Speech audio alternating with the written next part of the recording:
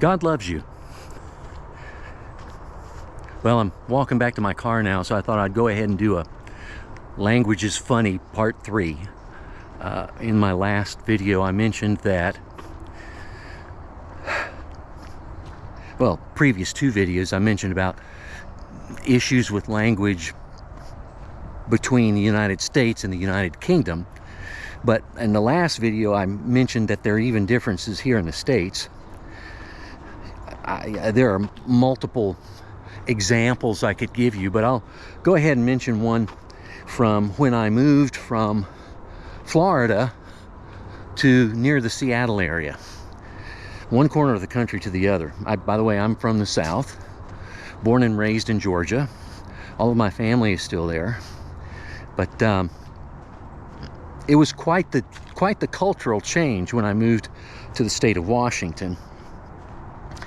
I had been there not long, and at work we had a meeting, and as you can imagine, as most people know, it was raining. Rains a lot in the Seattle area. So, but looking out the windows of the conference room that we were in, I noticed that the sun was out,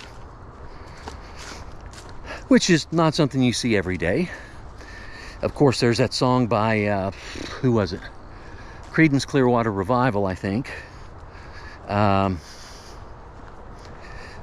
don't remember the name of the song, but about it raining while the sun's out. And I wanted to make mention of it, and I used this phrase that I'd heard my whole life growing up in Georgia. I'd used it many times, heard it countless times, describing that it was raining even though the sun was out. And when I used that phrase, everybody in the room looked at me like I was some kind of a freak. And I thought, what is that about? I think I even asked them at the time, do you guys not know what that means? No, we've never used that phrase around here. It sounds crazy, sounds weird. So I said, well, maybe it's a Southern phrase. So when I got home that evening, I logged on to my social media and put out a post saying, hey, you know, my Southern friends and family, maybe you can contribute towards this. I told them what happened. I said, without telling you the phrase that I used to describe that it was raining, even though the sun was out, what phrase have you heard that describes it? And 90% of the people that responded came back with the same phrase that I had said. And they might have been from different southern states. You know, originally South Carolina, Kentucky, Louisiana, whatever. And that phrase is, looks like the devil's beating his wife.